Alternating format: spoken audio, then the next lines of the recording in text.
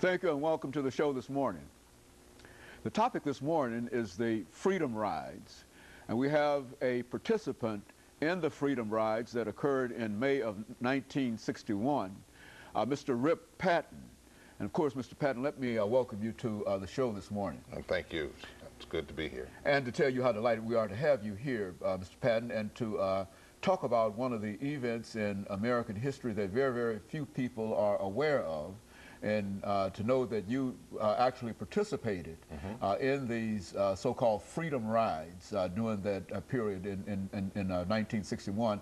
And we want to talk about that and to give our audience some impressions in terms of some of your experiences there. But before we do that, Mr. Patton, let's have you to talk about your background, your education, and some of the things that were important in your life that eventually led you to where we are today. Okay, well, I'm a Nashvilleian, born here in Nashville, Tennessee. I attended the public school here, head school, old head, then over to Fort Greene, Pearl Elementary, and then into Washington Junior High, Pearl, and on to Tennessee State.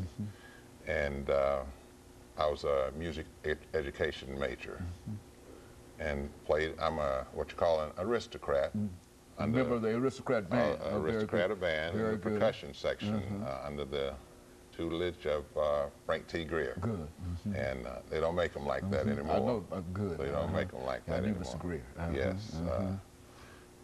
From there, of course, in the 60s, late 50s, we started with the sit-ins. And I was a participant in the sit-ins. I was one of the few that did not get arrested in the sit-ins. I attended all the workshops and basically was a runner in the sit-ins. When they would fill up the counters and they'd take them to jail, then I was one of those persons that would go back to the church or and let them know that we needed more people to sit in. And participated in that and all the way up to the Freedom Ride. And I got involved in the Freedom Ride because I think the whole Nashville group got involved because one of our own was a part of that, the original Freedom Ride, which was John Lewis. He started in Washington, D.C. with the original Freedom Ride. And he stayed on that Freedom Ride until it reached Atlanta, Georgia. And after that, he got off because he was had taken some classes to go to the Foreign Service.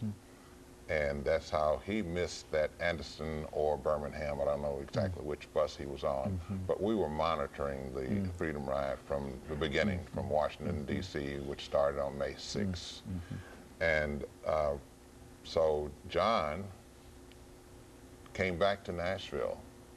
And as you know, the burning of the bus and the incident in Birmingham, that happened on Mother's Day, May 14th. And I guess John decided not to go to the Foreign Service. He had passed all the tests, had his airline tickets and everything. And he was a part of the first group to leave Nashville. Now, you might ask, why would you take part in the Freedom Ride when the person, Jim Farmer, who was one who set up the Freedom Ride, who put this whole thing together, advised the Nashville group not to continue because of the burning of the bus in Anniston and the incident that happened in Birmingham where they picked up one of the riders and just threw him to the back of the bus, and he is paralyzed today. And Diane Nash talked to Jim Farmer. When they left Anniston and Birmingham, they went to New Orleans. And she talked to him, and he advised her not to send anybody else on the Freedom Ride. It was just too dangerous. Before we get into that, this concept of the Freedom Ride itself, who came up with that idea, and what really prompted a belief that you could do that? Well, I mean, you say the original Freedom Riders. I mean, who were these individuals? Did they come up with the original idea of doing James Farmer. He was the director of CORE, C-O-R-E, Congress of Racial Equality. And he came, I think he was the one that came up with that idea. And so the idea... He put a team together, I think it was 6 blacks, 6 whites, and they were testing the facilities in the Greyhound and Trailway bus terminal. according to the federal law, you should be able to use the facilities, but they were testing the law to make sure that that's the way it was, that you could actually use these facilities.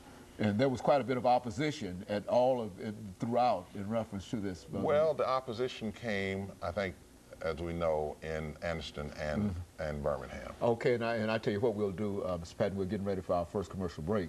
When we come back, we'll give you an opportunity to take that second segment and to simply develop this idea about those individuals who participated, including yourself. And of course, we'll be back with our audience following this very, very short commercial break. Hi. The guest is Mr.